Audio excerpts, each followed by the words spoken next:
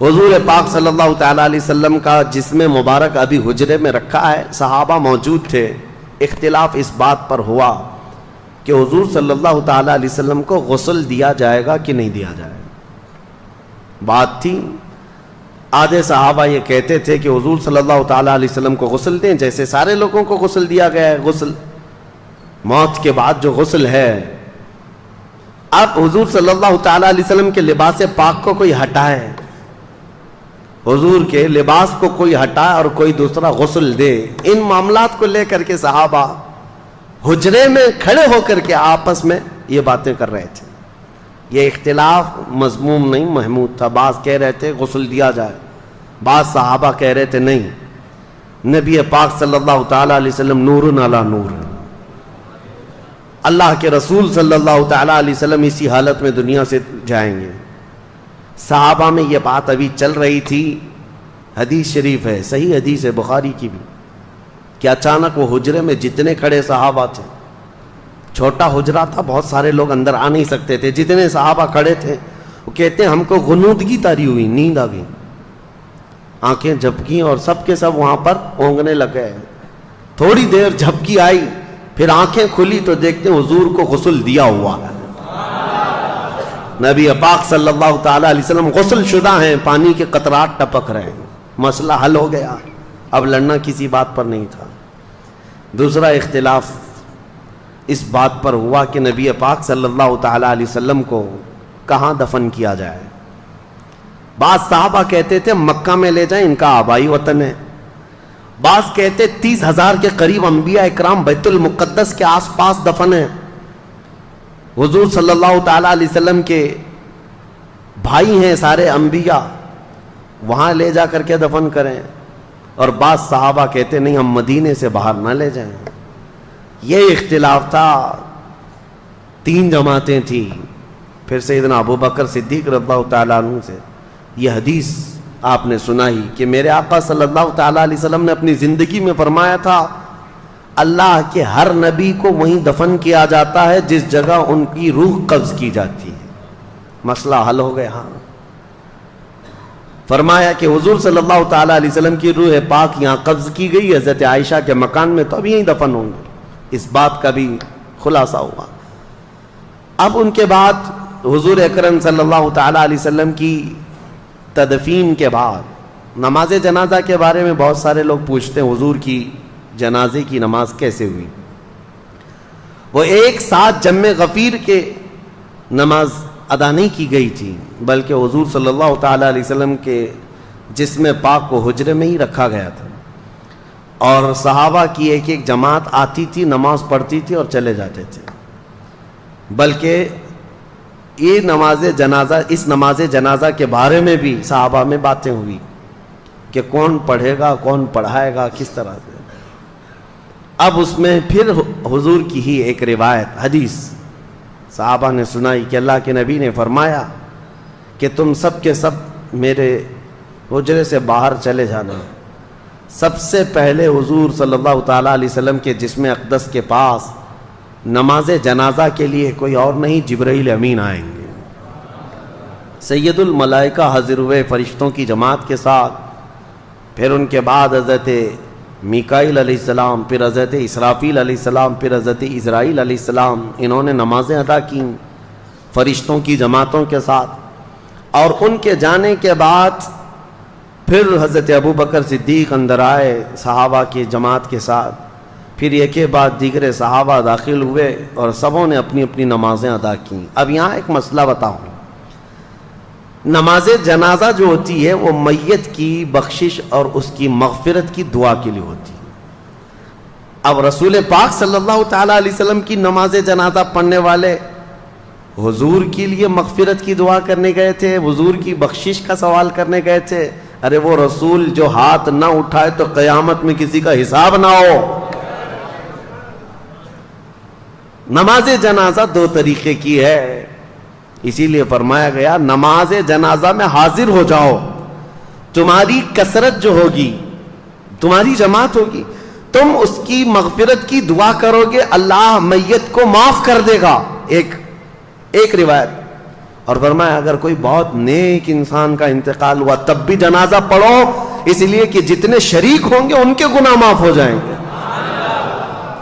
تو وہاں یہ مسئلہ بھی حل ہے۔ رسول کریم صلی اللہ تعالی علیہ وسلم کے نماز جنازہ میں جو گئے تھے وہ سب کے سب مستفیض ہو کر کے آئے، حضور سے انوار و برکات لے کر کے آئے۔ دفن کی بعد بدھ کے دن حضور صلی اللہ تعالی علیہ وسلم کی تدفین ہوئی، 2 دن کے بعد، پیر کے بعد سے لے کر کے بدھ کے دن تک نبی پاک صلی اللہ تعالی علیہ وسلم کے کثیر صحابہ تھے، نماز پڑھنے میں ہی یہ وقت نکلتا رہا۔ اور تدفین کے بعد اب جو معاملہ سب سے پہلے درپیش ہے مسلمانوں کی امامت کا، مسلمانوں کی عمارت کا، حضور کے جاتے ہی اختلافات اس قدر ہو گئے تھے باہر صحابہ میں نے، دیگر لوگوں میں جو نفس پرست لوگ تھے، کچھ تو نبوت کا جھوٹا دعویٰ بھی کر بیٹھے ہیں۔ حضور کے جاتے ہی اسود عنسی نام کا ایک شخص کھڑا ہوا، مسیلمہ کذاب ایک شخص کھڑا ہوا، اور لوگوں میں کثرت سے وہ اپنا انفلوئنس بڑھاتے ہوئے، اثر و رسوخ بڑھاتے ہوئے لوگوں کو اپنی طرف مائل کیا، میں اور سچا رسول ہوں، میں اور سچا نبی ہوں، ایسا سہولت دینے لگا۔ جو سہولت کے پیچھے بھاگتے ہیں وہ ایسے نبیوں کے پیچھے بھاگتے ہیں۔ شریعت حضور صلی اللہ تعالی علیہ وسلم کی، اسی لیے مسلمانوں ہمیشہ یاد رکھو کہ اگر تم تن آسانی چاہو گے تو شیطان کسی بھی گڑھے میں لے جا کے تمہیں گرا دے گا۔ تم ہمیشہ یہ یاد رکھو میری طبیعت چاہے یا نہ چاہے جو میرے مصطفیٰ کی شریعت ہے وہی حق ہے۔ لوگ آتے ہیں بیوی کو 3 طلاق دے دیا، ہم نے بتا دیا ہے کہ ہو گئی ہے، پھر وہ ایسا کوئی مولوی ڈھونڈتے ہیں جو اس سے کہے کہ نہیں ہوئی، ابھی رہ سکتا ہے۔ وہ ڈھونڈتے رہتے ہیں کہیں نہ کہیں سے، سہولت چاہتے ہیں، جبکہ صحیح احادیث اور صحیح قرآن کی آیات سے جو مسئلہ مل گیا تو اس کے بعد اپنی خواہشات کو ختم کر دو، یہی شریعت ہے۔ اور لوگوں کو آسانی چاہیے، روزے میں بھی کوئی 1 گھنٹہ پہلے افطار کرنے کی پرمیشن دینے لگ جائے تو اس کے بھی بہت سارے مرید بن جائیں گے کہ ہمارے یہاں کنسیشن ہے۔ بہت سارے ایسی جگہوں پر بنتے بنتے فرقے اسی لیے بن گئے شیطان کے، وہ آلہ کار بن جاتے ہیں، شیطان ان کو لے جاتا ہے۔ وہ جھوٹے نبی جو پیدا ہوئے تھے حضور کی وفات کے فوراً بعد، وہ ایسی ہی سہولتیں بانٹ رہے تھے کہ ہمارے ہاں ایسا ہے، ہمارے ہاں اتنی نمازیں نہیں، ہمارے ہاں اتنی زکوٰۃ بھی نہیں دینی، آؤ پیچھے چلو، جہاں جنگ میں غنیمت کا مال آئے گا وہ سب بانٹیں گے ہم۔ وہ الیکشن کی طرح ایک پارٹی اتنا اعلان کرے، دوسری پارٹی اس سے زیادہ اعلان کرے، ایک کہے بجلی فری تو دوسرے کہے عورتوں کو ٹکٹ فری ہے۔ یہ لوگوں کو بہلانے اور پھسلانے کے جو ترغیبی انعامات ہوتے ہیں، میرے عزیزو ایک بات یاد رکھنا، شریعت مصطفیٰ صلی اللہ تعالی علیہ وسلم میں اگر کوئی اس طرح کی چیزیں لائے تو اس کو نکال کر پھینک دینا، اگر کانٹوں پر بھی چلنا پڑے تو مجھے وہی راستہ پسند ہے جو میرے مصطفیٰ کریم کا ہے، وہی راستہ ہے۔ اب حضور اکرم صلی اللہ تعالی علیہ وسلم کی تدفین کے بعد جو سب سے اہم معاملہ تھا وہ امامت کا تھا، خلافت کا تھا۔ اب کون امیر ہوگا، کون امام ہوگا مسلمانوں کا، یہ ایک ایسی سچویشن تھی صحابہ کے لیے کہ اگر یہ فوری طور پر حل نہیں ہوتا تو دشمنان اسلام ان کی جماعتوں کو ٹکڑے کر دیتے ہیں۔ صحابہ اکرام کے دشمن کم نہیں تھے، یہ لڑ رہے تھے، مسلسل لڑ رہے تھے، کتنے بازنطینی حکومتیں، ایرانی حکومتیں، رومی حکومتیں سب ان کے دشمن بنی بیٹھی ہوئی تھیں، ساسانی حکومتیں، بہت ساری حکومتیں ان کی دشمن بنی بیٹھی ہوئی ہیں۔ اگر ایسے میں ان کا کوئی امیر نہیں ہوتا، اگر کوئی ان کا خلیفہ نہیں، اگر امام نہیں ہوتا تو پھر دوسری حکومتوں کو مدینے پر چڑھائی کرنے میں ذرا برابر وقت نہیں لگتا۔ اور پھر پلس ہوا کیا ہے، کچھ تو لوگ مرتد ہو رہے تھے، مرتد کہتے ہیں اسلام کو چھوڑ کر پھر جانا۔ کچھ لوگ زکوٰۃ کے منکر بن گئے، کہا ہم زکوٰۃ نہیں دیں گے، اور رسول اللہ کے زمانے میں دیتے تھے اب نہیں دیں گے، وہ پھر گئے، مرتد ہو گئے۔ اور کچھ وہ اسود عنسی، طلحہ بن خالد خویلد، اور اس کے علاوہ مسیلمہ کذاب جیسے جھوٹے نبی، ارے جھوٹے نبیوں کی ایسی تعداد بڑھتی جا رہی تھی کہ ایک عورت بھی نکل آئی اس میں کہ میں بھی نبی ہوں۔ اور نبوت کا دعویٰ کرتے کرتے وہ جا کر مسیلمہ کذاب، وہ بھی نبوت کا دعویٰ کیا تھا، اس سے جا کے شادی بھی کر لی. ایک ہی گھر میں دو جھوٹے، شوہر بھی اور بیوی بھی، اور یہ کذاب دجال. جو بھی حضور کے بعد نبوت کا دعویٰ کرتا ہے اس کو دجال کہا گیا ہے. سب سے بڑا جھوٹا دنیا کا، سب سے بڑا جھوٹا اس کو دجال کہتے ہیں. یہ حالات جب پیش آئے، اب خلافت کے لیے حضور نے کسی کو جانشین مقرر نہیں کیا. صحابہ کے لیے کتنا بڑا امتحان تھا یہ.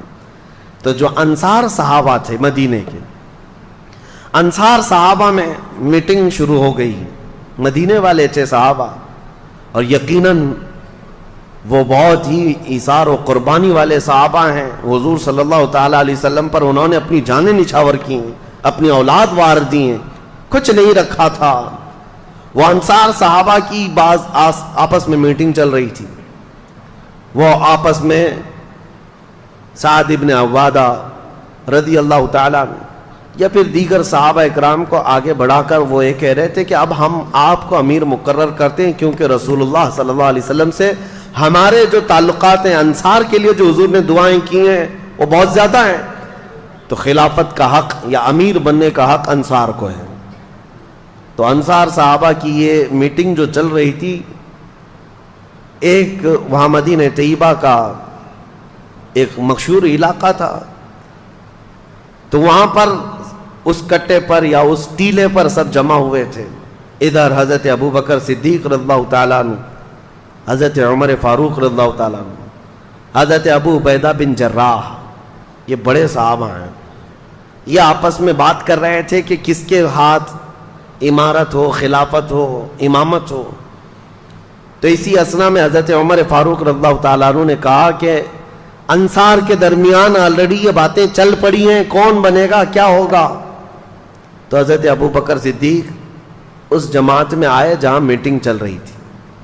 آئے، یہاں دیکھا تو وہاں خلافت کی باتیں چل رہی تھی اور انصار اپنا کوئی امیر مقرر کرنا چاہ رہے تھے.